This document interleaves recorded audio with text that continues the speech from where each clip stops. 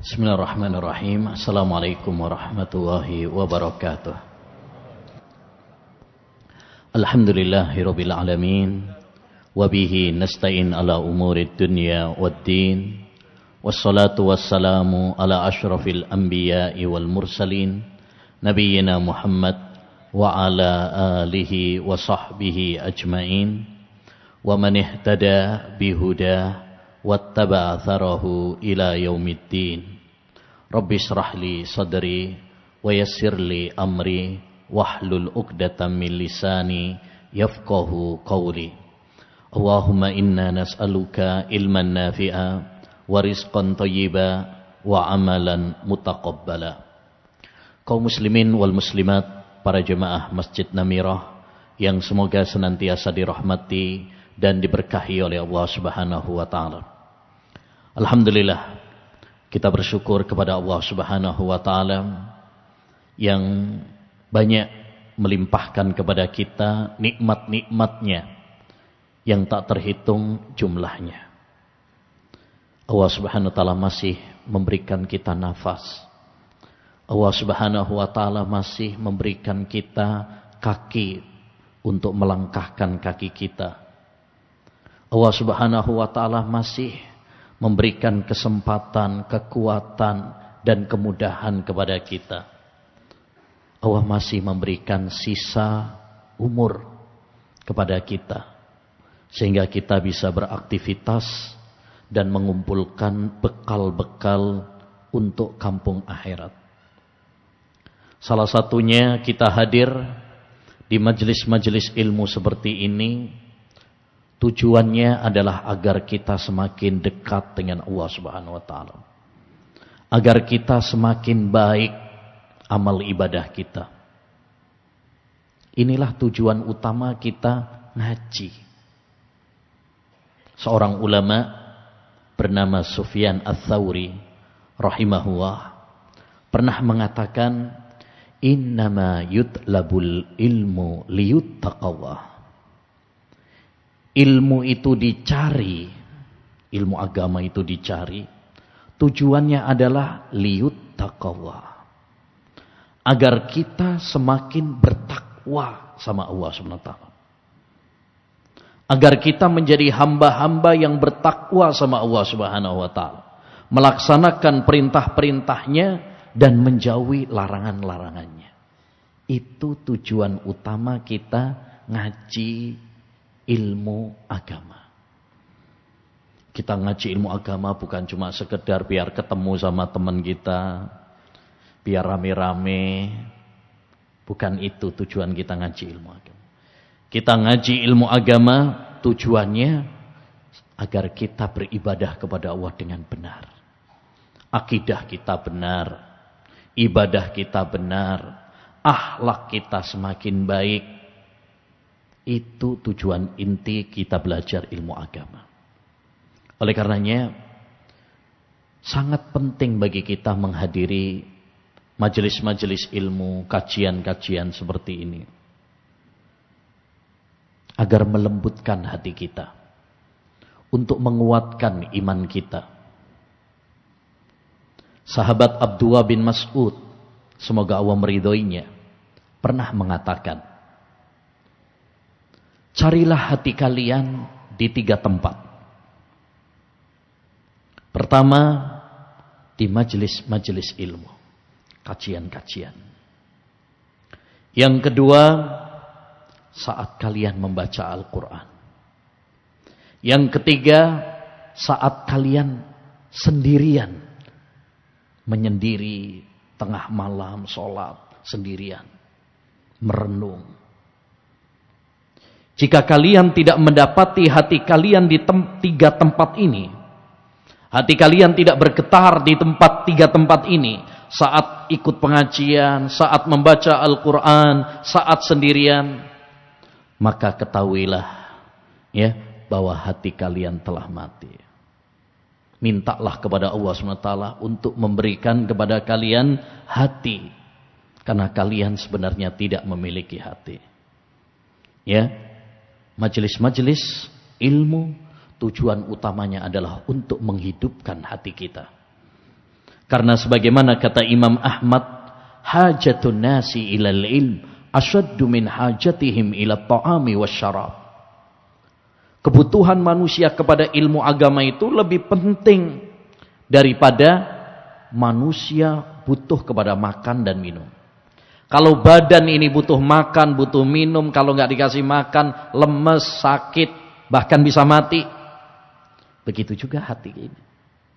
Kalau nggak dikasih siraman rohani Al-Quran dan Sunnah, ya, nggak dikasih nutrisi imun yang menguatkan dia, keimanannya, ketakwaannya, maka hati ini bisa menjadi sakit, bahkan bisa mati. Hanya saja banyak orang tidak menyadari.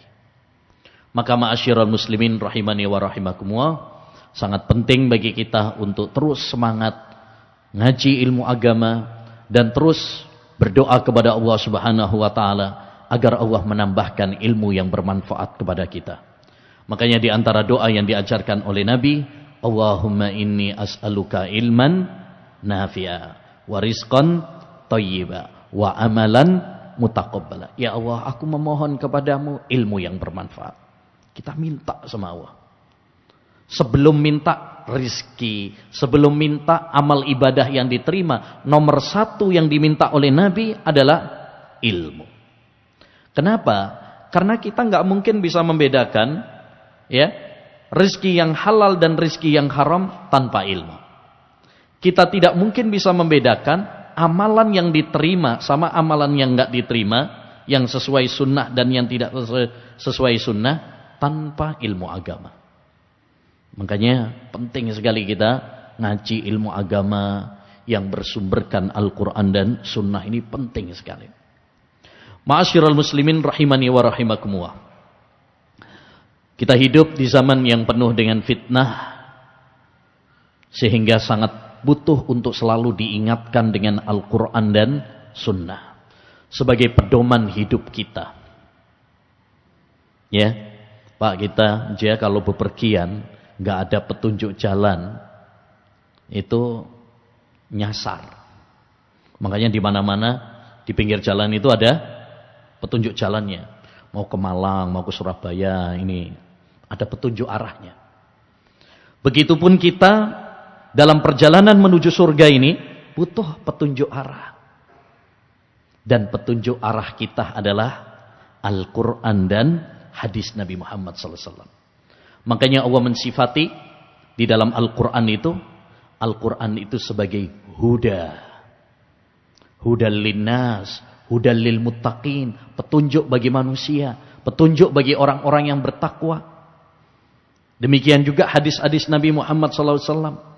Karena ini yang akan menunjukkan kita rute menuju surga Allah Subhanahu wa taala. Ya. Dan kita sangat butuh kepada wasiat-wasiat Nabi Shallallahu Alaihi Wasallam, karena Nabi itu sangat sayang sama umatnya. Beliau senantiasa mendoakan kita. Setiap sholat beliau mendoakan umatnya. Ya, pernah suatu saat Aisyah mengatakan kepada Nabi Shallallahu Alaihi Wasallam, wahai Rasulullah, tolong doakan saya. Maka Nabi SAW mendoakan Aisyah, Allahumma ighfir li Aisyah, ya, ma taqaddama minha wa ma ta'akhir, ma asarrat minha wa ma a'lanat. Ya Allah, ampunilah dosa-dosanya Aisyah yang telah lalu dan yang akan datang. Dosa-dosa yang dia kerjakan secara terang-terangan atau secara tersembunyi. Didoakan seperti itu, Aisyah senang banget, Pak. Lalu kata Nabi SAW, ya Aisyah, hal yasurruki du'ai? Wahai Aisyah, apakah kamu senang saya doakan seperti tadi? Aisyah menjawab, wa ma li la yasurruni du'auka ya Rasulullah. Ya, bagaimana saya enggak senang wahai Rasulullah didoakan orang seperti Anda. Kita didoain kiai, didoain ustaz aja senang. Apalagi kalau yang doain adalah Nabi Muhammad SAW. Bagaimana mungkin saya nggak senang didoakan oleh engkau wahai Rasulullah? Maka kata Nabi SAW, wallahi ya Aisyah, innaha ladu'ai li ummati fi kulli shalah. Demi Allah wahai Aisyah, apa yang aku tadi doakan untukmu sebenarnya bukan hanya khusus untukmu. Begitulah doaku untuk umatku setiap aku sholat. Artinya setiap sholat Nabi itu doakan kita, ma'asyiral muslim. Masya Allah. Kita bapak kita, ibu kita aja belum tentu doakan kita setiap waktu. Kita saja belum tentu doakan anak kita setiap waktu sholat. Tapi Rasulullah SAW saking sayangnya kepada umatnya, beliau terus mendoakan kita. Ya, makanya pertanyaannya, kalau Nabi SAW sayang begitu mendalam kepada kita, kita sayang nggak sama Nabi? Kalau Nabi SAW merindukan kepada umatnya, kita rindu nggak dengan Nabi SAW?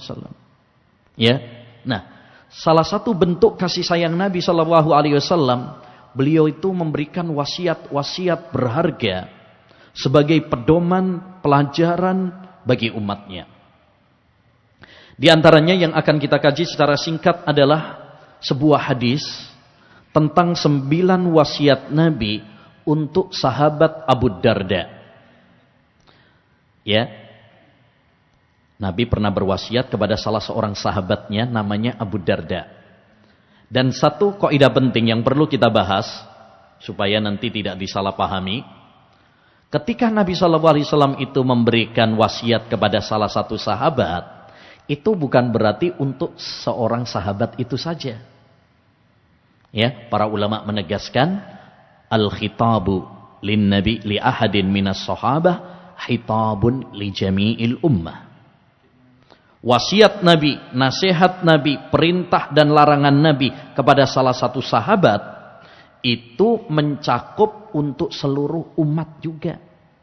Jadi bukan hanya untuk sahabat itu saja, individu itu saja.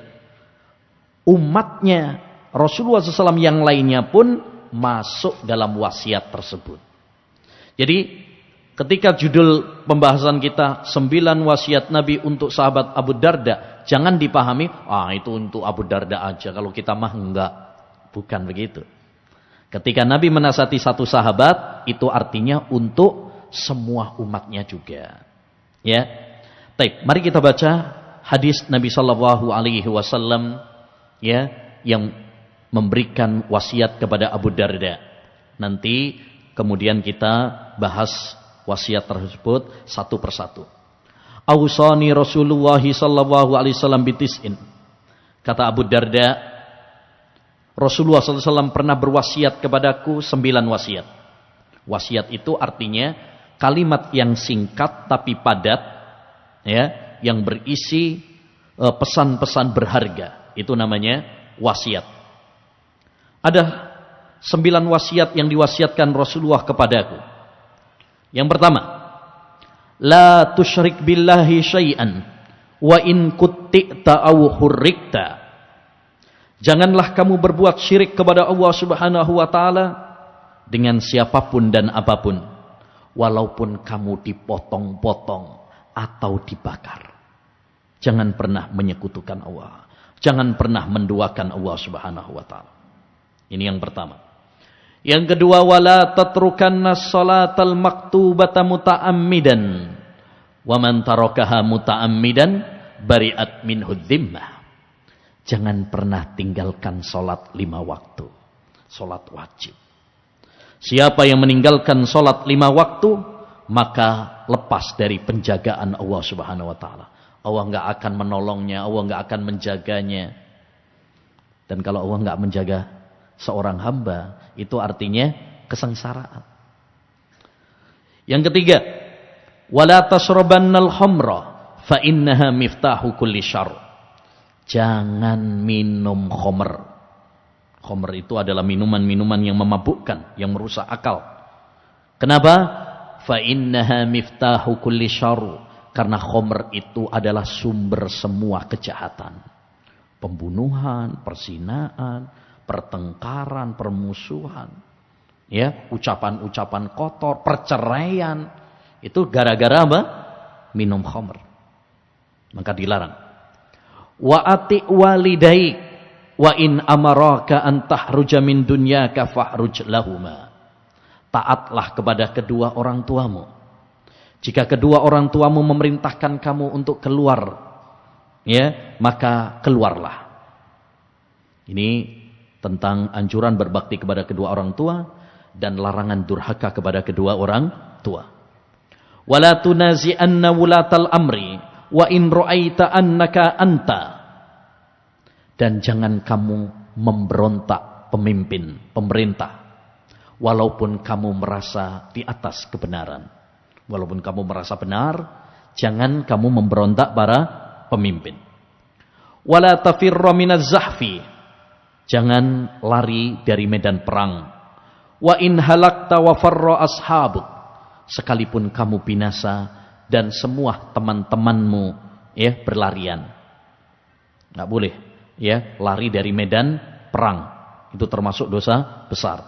Karena ketika kita lari dari medan perang itu membuat ya saudara-saudara kita kaum muslimin yang lain yang ikut berjuang lemah dan itu akan mengakibatkan kekalahan. Wa anfik min taulik ala ahlik. Berikanlah nafkah kepada keluargamu sesuai dengan kemampuanmu. Wala tarfa' asaka an ahlik. Dan jangan kamu tidak mendidik keluargamu, tidak menghukum keluargamu, membiarkan begitu aja. Wa ahifhum fillahi azza wajal. Dan buatlah keluargamu takut kepada Allah subhanahu wa ta'ala. Ini ma'asyiral muslimin, hadis yang berisi 9 wasiat yang disampaikan oleh Nabi kepada sahabat Abu Darda. Dan ini wasiat-wasiat yang sangat agung sekali kalau kita memperhatikannya. Kita akan bahas satu persatu. Wasiat yang pertama adalah la tusyrik billah wa in hurrikta au kuttikta. Jangan pernah berbuat syirik kepada Allah Subhanahu wa taala walaupun resikonya kamu dipotong-potong atau dibakar. Kenapa? Karena dosa syirik itu dosa besar paling besar. Apa itu dosa syirik? Syirik adalah antaj'ala lillahi niddan wa huwa khalaqaka. Engkau menjadikan tandingan bagi Allah Subhanahu wa taala padahal Allah yang menciptakan kamu. Nah ini kita menduakan Allah, menjadikan tandingan bagi Allah Subhanahu wa taala dalam hal-hal yang khusus bagi Allah. Baik dalam masalah rububiyah.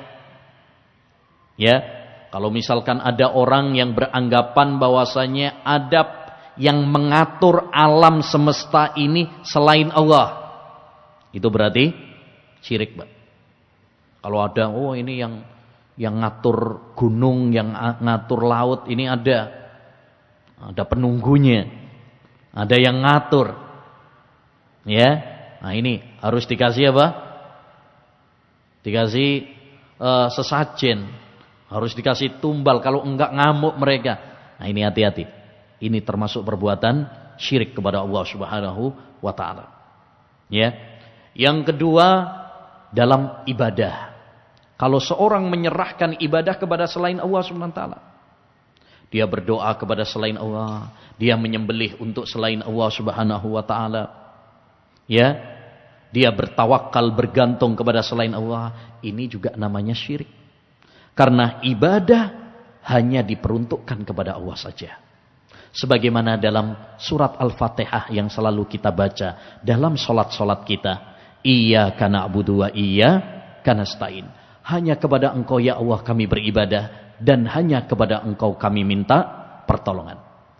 Dan syirik ini ma'asyiral muslimin sangat berbahaya. Makanya kita harus hati-hati. Makanya ini Nabi SAW mewanti-wanti kita. Sebelum 9 wasiat yang lainnya, nomor 1 apa? Jangan berbuat syirik. Karena ini dosa besar paling besar, Pak. Ya. Bahaya syirik ini Banyak sekali, di antaranya yang paling berbahaya, satu, membatalkan semua amal perbuatan kita. Sholat kita, puasa kita, haji kita, umroh kita, sodakoh kita, bacaan Quran kita, ludes semuanya kalau kita sudah berbuat syirik kepada Allah SWT.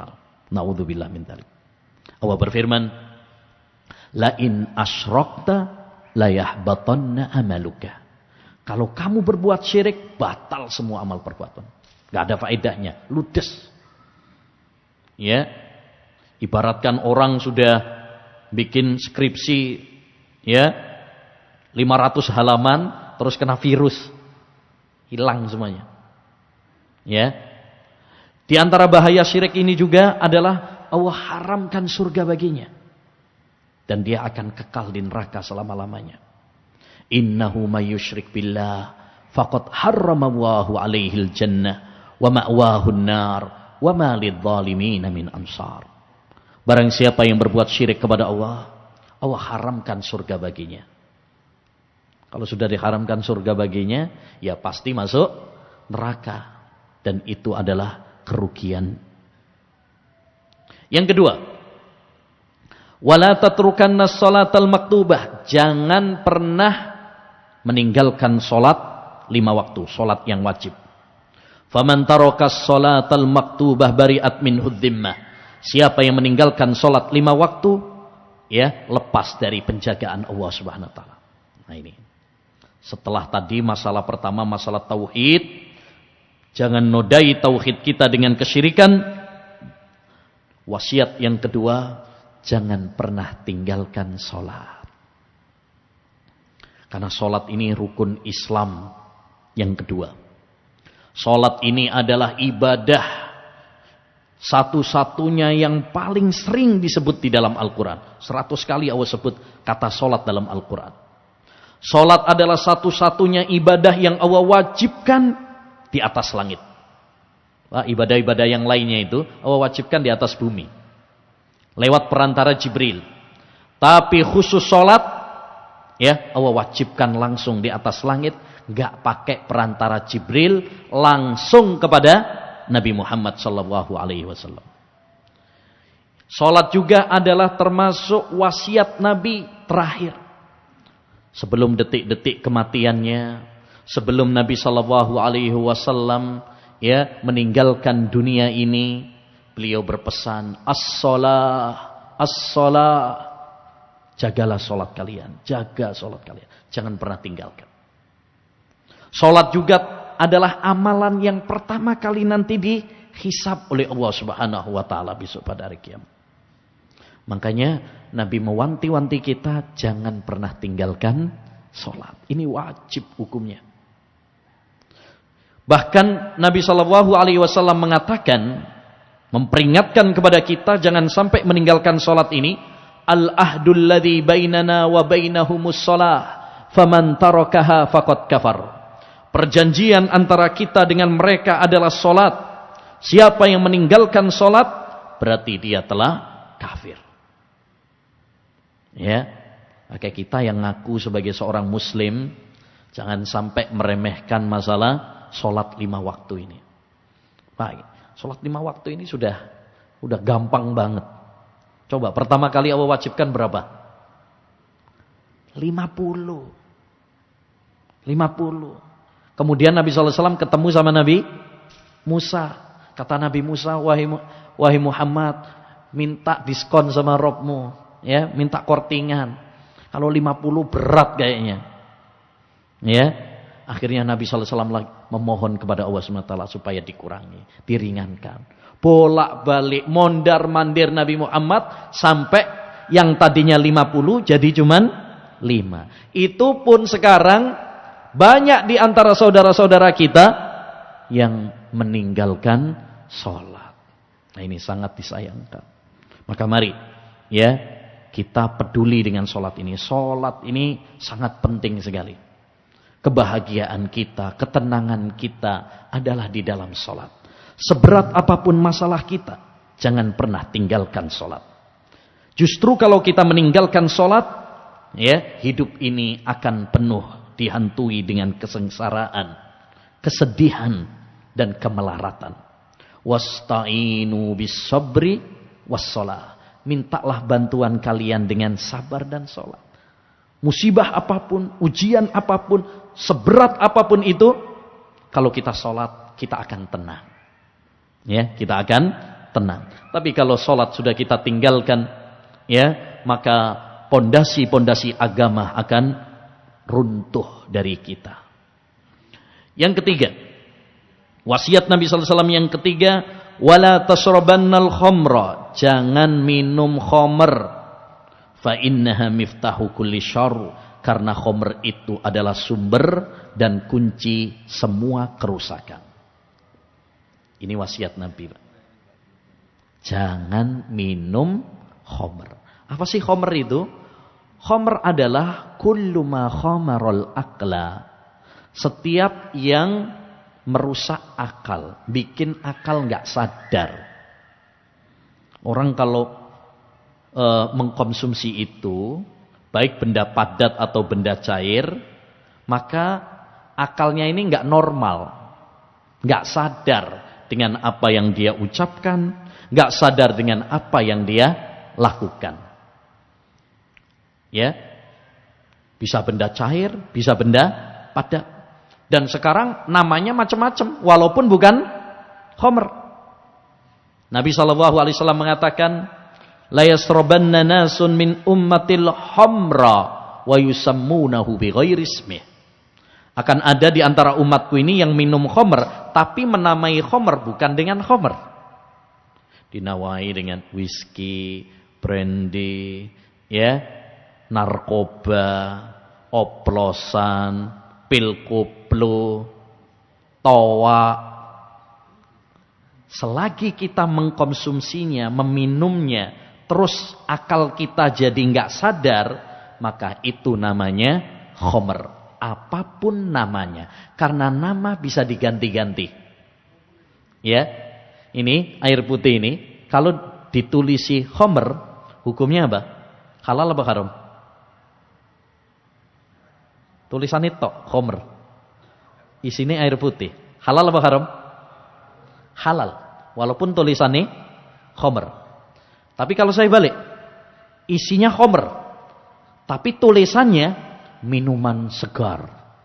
Halalan thayyiban. Nah, halal apa haram? Haram. Karena yang menjadi patokan adalah isinya, bukan casing dan tulisannya. Tulisan bisa diganti-ganti, casing bisa diganti-ganti. Makanya para ulama mengatakan al-ibratu bil haqa'iq la bil asma. Yang menjadi patokan itu adalah isinya, ya, hakikatnya, bukan nama. Ya. Jadi khamr diharamkan oleh Allah Subhanahu wa taala. Kullu muskirin khamrun wa kullu khamrin haram. Setiap yang memabukkan itu namanya khamr, dan setiap khamr hukumnya adalah haram. Karena orang kalau sudah minum khamr, nah ini bahaya. Makanya benar kata Nabi tadi, khamr itu adalah sumbernya kerusakan-kerusakan. Orang kalau sudah minum khamr, Pak, ya, akhirnya berzina. Orang kalau sudah minum khamr, membunuh. Orang kalau sudah minum khamr, tawuran. Orang kalau sudah minum khamr, ya, emosian, bahkan mungkin namper istrinya, anaknya, mungkin omongan-omongannya kotor. Maka ini harus hati-hati, ya, terutama kita yang punya anak-anak muda, ya, Pak, Bu, yang punya anak-anak sudah ABG, ya, diawasi. Sekarang banyak anak-anak, ya, salah pergaulan dan sebagainya, akhirnya apa? Ya, mengkonsumsi narkoba, minum-minuman yang memabukkan dan lain sebagainya. Ya, kewajiban bagi kita adalah menjaga dan merawat, ya, membimbing keluarga kita, anak-anak kita. Ya ayyuhalladzina amanu qu anfusakum wa ahlikum nara waquduhan nasu wal hijarah. Wahai orang-orang yang beriman, jaga diri kalian, jaga keluarga kalian dari api neraka yang bahan bakarnya adalah manusia dan batu-batuan. Wasiat yang keempat, wa'ati walidaik, wa in amaraka an tahruja min dunyaka fahruj lahuma. Taatilah kedua orang tuamu. Kalau kedua orang tuamu menyuruhmu untuk keluar, maka keluarlah. Ini wasiat dari Nabi SAW juga yang sangat-sangat sering ditekankan, yaitu berbakti kepada kedua orang tua dan tidak durhaka kepada kedua orang tua. Sering kita dapati dalam Al-Quran, Allah Subhanahu wa Ta'ala ketika menyebutkan tentang haknya diiringi dengan hak orang tua. Contoh, dalam surat Al-Isra ayat 23, Allah mengatakan, wa qadha rabbuka alla ta'budu illa iyyah wa bil walidaini ihsana. Rabbmu telah memerintahkan agar kalian tidak beribadah kecuali hanya kepada Allah saja. Ini tauhid. Kemudian wabil walidaini ihsana, dan hendaknya kalian berbakti kepada kedua orang tua. Makanya wajib bagi kita semuanya berbakti sama orang tua. Wajib. Karena orang tua itu adalah pintu surga terindah bagi sang anak. Kata Nabi SAW, al-walidu awsatu abwabil jannah, in syi'ta fahfadha wa in syi'ta fadayyi'ha. Orang tua itu adalah pintu surga terindah bagi anak. Tergantung anaknya mau memanfaatkan pintu surga tersebut, ataukah dia akan menyia-nyiakan pintu surga tersebut. Orang yang cerdas adalah orang yang memanfaatkan pintu surga. Karena kita semuanya pengen masuk surga. Maka selagi kita punya orang tua, ayo kita berbakti kepada kedua orang tua kita. Ya, cara berbaktinya bagaimana? Kalau ngomong yang baik, yang sopan, yang menyenangkan orang tua. Ya, kalau orang tua memerintahkan kepada kita, maka kita mendengar dan taat. Selagi itu bukan maksiat. Jangan ngeyel, jangan bantah. Ya, apalagi bentak kepada orang tua. Na'udzubillah min dzalik. Ya.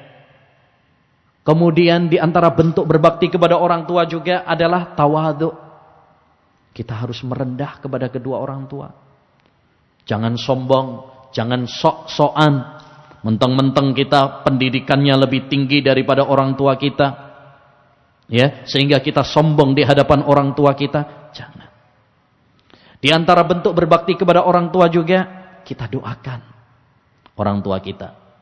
Rabbighfirli wa liwalidayya warhamhuma kama rabbayani shaghira. Ya Allah, ampuni aku dan ampuni kedua orang tuaku.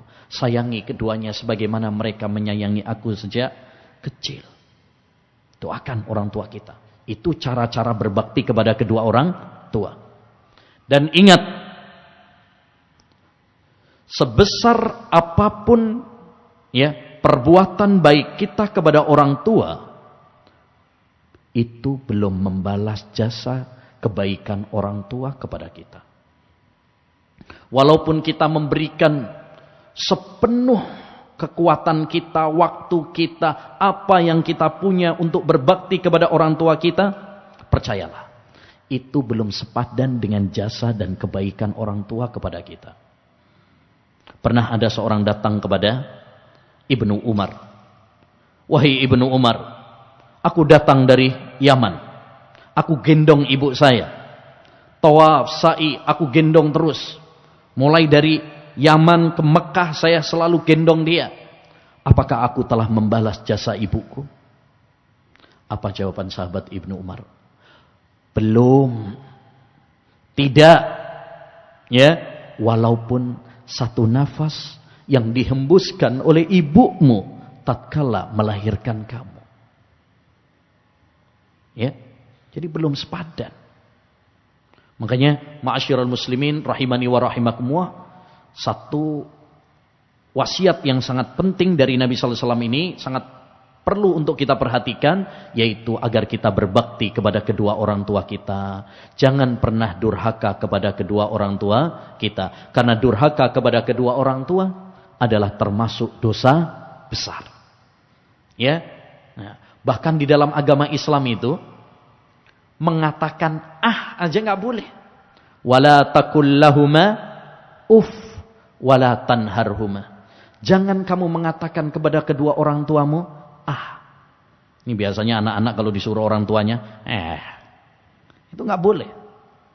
Itu termasuk durhaka sama orang tua. Apalagi yang lebih ngeri lagi, bentak, kadang ngancem orang tuanya. Ya, gak ditukokno ninja, gak gelem sekolah lu. Nah, nggak boleh. Ini durhaka kepada kedua orang tua. Apalagi kalau orang tuanya apa? Nggak punya. Ya. Sahabat Ibnu Umar pernah mengatakan, ibka'ul walidaini ukukun, membuat orang tua menangis, ya, sedih, itu termasuk durhaka. Kita nggak boleh membuat orang tua kita sedih. Baik, bagaimana kalau orang tua kita sudah meninggal? Kita bisa tetap berbakti kepada kedua orang tua kita, walaupun sudah meninggal. Doakan. Ya, demikian juga menjalin hubungan yang baik dengan kerabat orang tua kita, teman-teman baik orang tua kita. Jangan lupakan bapak kita, ibu kita dulu ketika masih hidup, teman-temannya, sambung. Kita berbuat baik kepada mereka. Kerabat-kerabat bapak kita, ibu kita, sambung. Jangan lupakan mereka. Ya, karena dengan menyambung teman-teman dekat bapak dan ibu kita, ya, demikian juga kerabat bapak dan ibu kita, itu sama saja kita berbakti kepada orang tua kita. Wasiat yang kelima, wala tunazi'anna wulatal amr wa in ra'aita annaka anta. Janganlah kamu memberontak kepada pemimpinmu walaupun kamu merasa di atas kebenaran. Ini wasiat Nabi, Pak. Ya. Wasiat Nabi Muhammad sallallahu alaihi wasallam. Karena Islam menganjurkan kepada kita taat kepada para pemimpin. Ya ayyuhalladzina amanu atti'ullaha wa atti'ur rasul wa ulil amri minkum. Wahai orang-orang yang beriman, taatlah kalian kepada Allah, taatlah kepada Rasul, dan taatlah kepada ulil amri. Ulil amri itu kata para ulama mencakup dua. Ulama wal umara. Ulama dalam masalah agama, umara dalam masalah dunia. Pemimpin, ya, kalau sekarang presiden, ya. Selama perintah mereka, aturan-aturan mereka, undang-undang mereka tidak bertentangan dengan syariat agama, wajib bagi kita untuk mentaatinya. Kecuali kalau bertentangan dengan agama, maka nggak boleh ditaati. La ta'ata li mahlukin fi maksiatil khaliq. Tidak ada ketaatan kepada makhluk dalam hal maksiat kepada Allah Subhanahu wa taala. Ini wasiat penting, bahkan Nabi SAW menjadikannya sebagai wasiat perpisahan. Sebelum Nabi meninggal dunia, Nabi berpesan kepada kita, usikum bitaqwallah was-sam'i wat-ta'ah wa in ta'ammaru 'alaikum abdun. Aku wasiatkan kepada kalian takwa kepada Allah dan mendengar dan taat kepada para pemimpin. Walaupun yang memimpin kalian adalah budak. Budak itu dalam agama Islam enggak boleh jadi pemimpin. Tidak memenuhi syarat, tidak memenuhi kriteria. Tapi kalau dia terangkat sebagai pemimpin, maka kita wajib mentaatinya. Ya, jadi bedakan antara kriteria sama kalau sudah terangkat. Contoh misalkan dalam peraturan siasah syariah, aturan dalam agama Islam itu, politik syar'i itu, ya, ada aturan-aturannya. Pemimpin itu harus muslim, harus laki-laki, nggak boleh perempuan. Ya, harus sehat walafiat, nggak boleh cacat, buta, tuli, ya, pincang, itu nggak boleh dalam agama, dalam aturan siasah syariah, ya. Tapi kalau misalkan ada yang nggak memenuhi syarat terangkat, dan di Indonesia ada sejarahnya seperti itu, ya, ya, pernah dipimpin oleh seorang wanita, pernah dipimpin oleh seorang yang tidak memenuhi syarat karena cacat. Wajib bagi kita untuk taat, walaupun nggak memenuhi kriteria. Demi apa? Demi menjaga keamanan. Karena kalau kita nggak taat kepada pemimpin, yang terjadi adalah kekacauan, yang terjadi adalah pertumpahan darah, yang terjadi adalah, ya, masing-masing merasa benar, sehingga huru-hara yang terjadi. Lihat negara-negara, ya, yang memberontak, menggulingkan pemerintah, kudeta kepada pemerintah seperti Suria, Libya, Irak, ya, Yaman dan sebagainya. Apa hasilnya? Hasilnya adalah tidak stabil keamanan di negeri mereka. Makanya kita harus menjaga dan merawat ya keamanan di negeri kita ini dengan cara apa? Kita mendengar dan taat kepada para pemimpin, tidak memberontak kepada para pemimpin. Kalau ada yang salah, maka kita luruskan dan jangan lupa kita doakan. Ya, Fudail bin Iyad pernah mengatakan, "Lau kanat li da'watun mustajabah, la ja'altuha lis-sultan." Andaikan aku memiliki doa yang mustajab, saya akan peruntukkan untuk para pemimpin. Karena kalau pemimpin itu baik, manfaatnya untuk rakyat juga. Untuk kita-kita juga. Ya. Nah, jadi jangan lupa untuk mendoakan kebaikan kepada para pemimpin. Wasiat yang keenam, wala tafirra minaz zahfi wa in halakta wa farra ashabuk. Jangan kamu lari dari peperangan. Artinya kalau sudah berkecamuk, bertemu dengan musuh dalam medan perang, ketemu, ya, jangan kabur. Ya. Kenapa demikian? Karena kalau kita itu mundur, kabur, maka yang lainnya akan mundur juga, kabur juga, lemah. Akhirnya kemudian menyebabkan kekalahan bagi kaum muslimin. Kalau kaum muslimin kalah, Islam akhirnya kemudian yang kalah juga.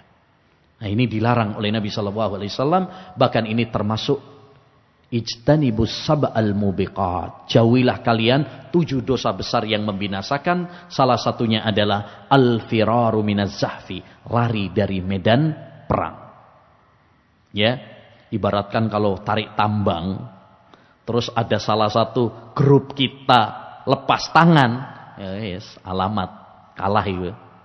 Ya, begitu pula kita kalau di dalam medan perang, nggak boleh kabur, nggak boleh kabur. Imma menang atau mati syahid. Ya, atau mati syahid. Baik, yang ketujuh. Wa anfik min taulik ala ahlik. Nafkahilah keluargamu sesuai kemampuanmu. Ini wasiat terutama kepada para bapak, para suami. Mereka punya kewajiban untuk menafkahi istri dan anak-anak. Dosa kalau ada seorang suami atau seorang bapak tidak menafkahi istrinya dan anak-anaknya, menelantarkan mereka, minggat, ya, gak bertanggung jawab. Nah, ini dosa, Pak. Nabi SAW bersabda, "Kafa bil mar'i isman an yudayyi'a man yaqut." Cukuplah seorang itu dianggap berdosa kalau dia menelantarkan orang-orang yang di bawah tanggung jawabnya. Istrinya, anak-anaknya, ini tanggung jawab dia. Wajib bagi dia untuk menafkahinya dengan nafkah yang halal. Nah, ini perlu diperhatikan. Makanya, Pak, kita ini kalau kerja, cari nafkah, cari uang, niatkan ini ibadah. Bukan cuma sekedar cari dunia. Ya. Niatkan ini ibadah kepada Allah Subhanahu wa taala. Allah yang memerintahkan kita untuk menafkahi istri dan anak-anak kita. Ya. Rasulullah SAW pernah mengatakan, "Innaka lan tunfiqa nafaqatan tabtaghi biha wajha Allah illa ujirta 'alaiha walau ma taj'alahu fi imra'atik." Tidaklah engkau memberikan nafkah sesuap nasi kepada istrimu, kepada keluargamu, kepada anak-anakmu, kecuali itu akan menjadi pahala bagimu. Jadi kita kalau mencari nafkah, kerja nih, cari nafkah, cari uang, untuk menafkahi istri kita, niatkan ini ibadah. Sehingga menjadi pahala. Bukan cuma cari duit, pokoknya cari duit untuk bisa makan tok, tanpa menghadirkan niat. Nah, ini eman-eman. Ya, tapi kalau kita hadirkan niat, Masya Allah, ini ibadah saya. Ini saya kalau melakukan ini dapat pahala. Ya, sehingga kita pun pertama akan lebih semangat. Karena bukan hanya dunia saja, tapi kita akan mendapatkan pahala di akhirat. Ya, yang kedua ini akan menjadi pundi-pundi pahala bagi kita yang akan kita petik tabungannya nanti di akhirat nanti. Dan saya ingatkan juga, ketika kita mencari nafkah, jangan sembarangan mencari nafkah. Utamakan kehalalan. Jangan sampai memasukkan ke mulut istri dan anak kita, ke perut mereka, dari harta yang haram. Kullu lahmin nabata minal haram, fannaru awla bihi. Setiap daging yang tumbuh dari harta yang haram, maka neraka lebih utama baginya. Ya. Sekarang banyak orang pokoknya oleh duit, gak gubris, halal haram gak ngurus, yang penting oleh duit. Ya, betul kata Nabi SAW, la ya'tiyanna 'alan nasi zamanun la yubalil mar'u bima akhadhal mal amin halalin aw min haram. Akan datang suatu zaman pada manusia, mereka enggak peduli ketika mencari harta, apakah dengan cara yang halal atau dengan cara yang haram. Dan itu terbukti pada zaman kita sekarang. Banyak orang enggak peduli halal haram. Dulu, zaman dulu, ya, ulama-ulama dulu, ketika suaminya mau bekerja, istrinya berpesan, wahai suamiku, iyyaka wa kasbal haram, fa innana nasbiru 'alal ju' wa la nasbiru 'alan nar. Wahai sang suami, wahai suamiku, hati-hati dari pekerjaan yang haram. Mendingan kita kelaparan daripada kita nanti masuk neraka. Insyaallah, istri-istri dulu mengingatkan.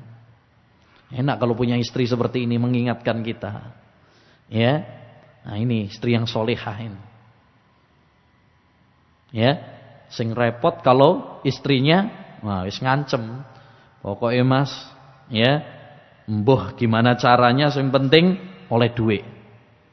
Nah, ini tanggungan kita masih banyak. Listrik kurung bayar, SPP arek-arek kurung dibayar. Ya. Pas nyari yang halal susah. Ya. Jualan sepi. Nah, akhirnya apa? Godaan setan. Maling aja. Ya, judi, kembah dukun, pesugihan lah, ini dan sebagainya. Makanya ini penting sekali, yaitu betul kita wajib memberi nafkah kepada keluarga kita, tapi nafkahi dengan yang halal. Dan saya ingatkan bahwa hukum asal mencari nafkah adalah tugas suami. Ar-rijalu qawwamuna 'alan nisa bima faddala Allahu ba'dahum 'ala ba'd wa bima anfaqu min amwalihim. Lelaki itu adalah pemimpin bagi kaum wanita karena kelebihan yang Allah berikan kepada mereka. Kita laki-laki itu diberi kelebihan oleh Allah. Kita lebih kuat, ya, daripada kaum wanita. Ya, itu kekuatan yang Allah berikan, kelebihan yang Allah. Kemudian kelebihan yang kedua, kenapa Allah menjadikan laki-laki itu sebagai pemimpin? Wa bima anfaqu min amwalihim. Karena mereka itu menafkahi.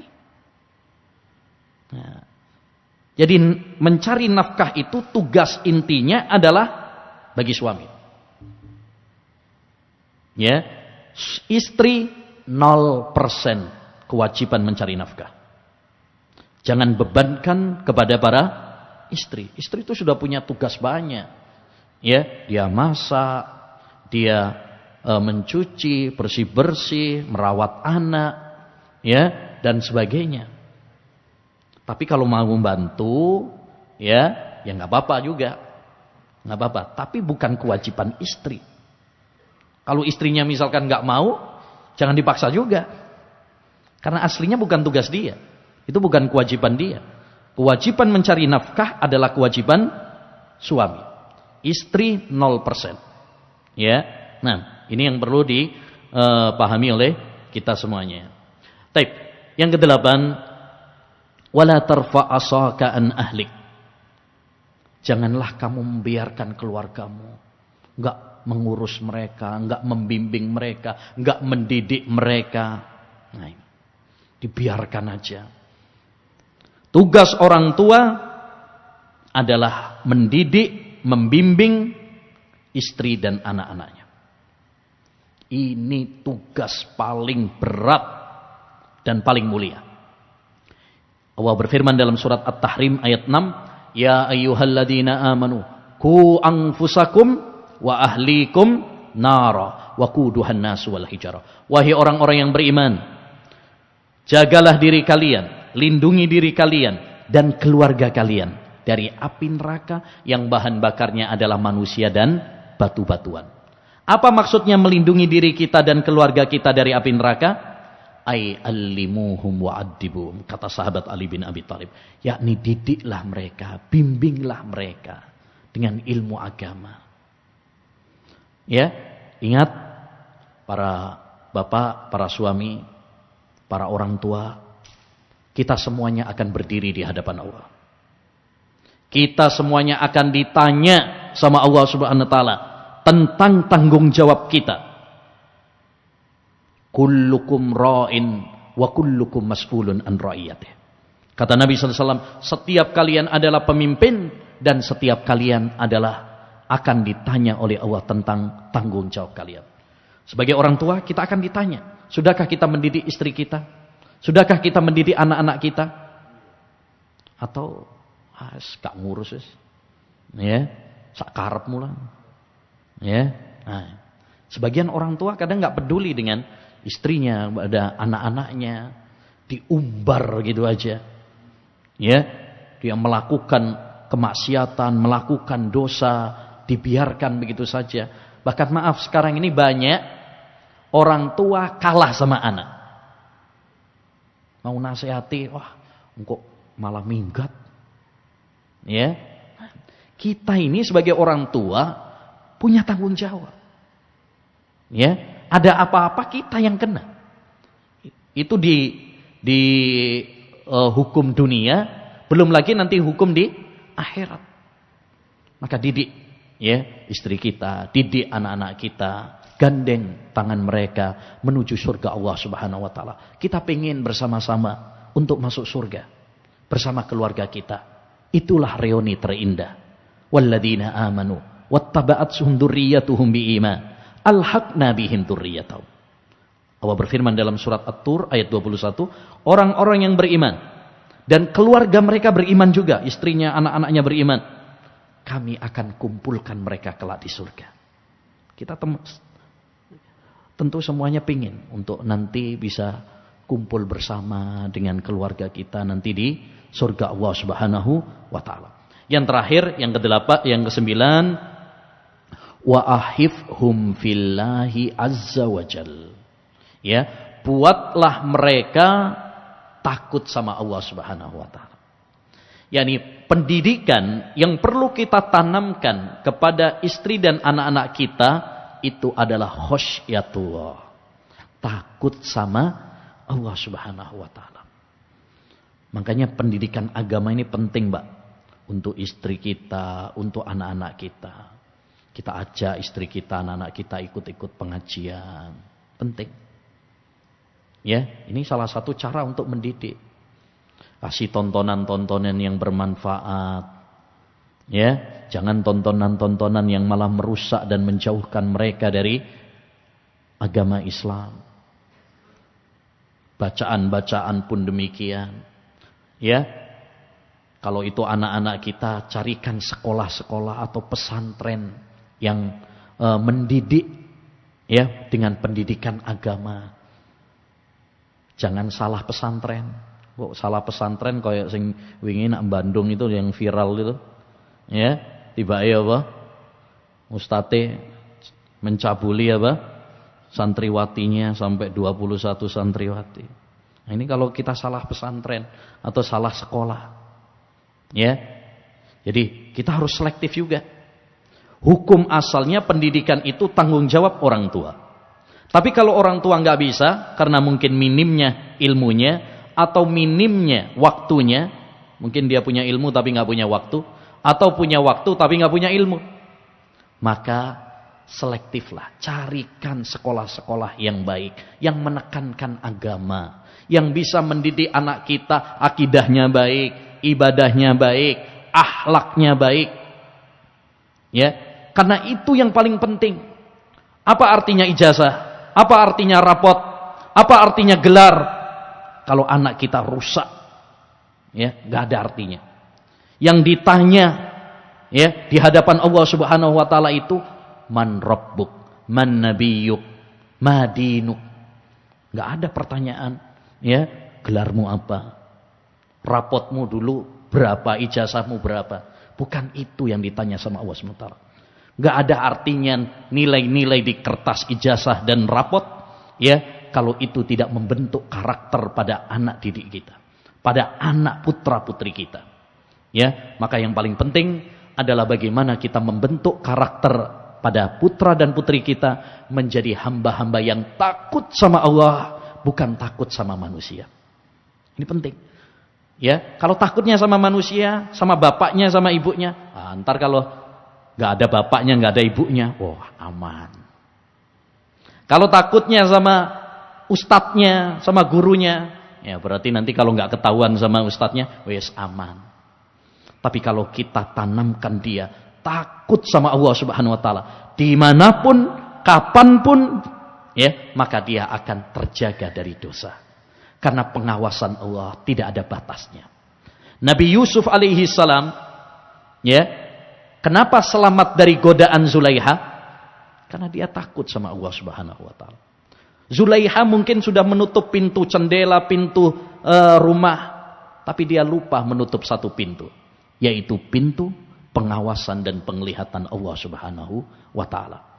Maka yang perlu kita tanamkan kepada keluarga kita, bagaimana mereka takut sama Allah Subhanahu wa taala. Alhamdulillah, itu 9 wasiat dari Nabi sallallahu alaihi wasallam. Mudah-mudahan 9 wasiat ini, ya, dapat kita fahami baik-baik dan kita bisa amalkan dalam kehidupan kita sehari-hari.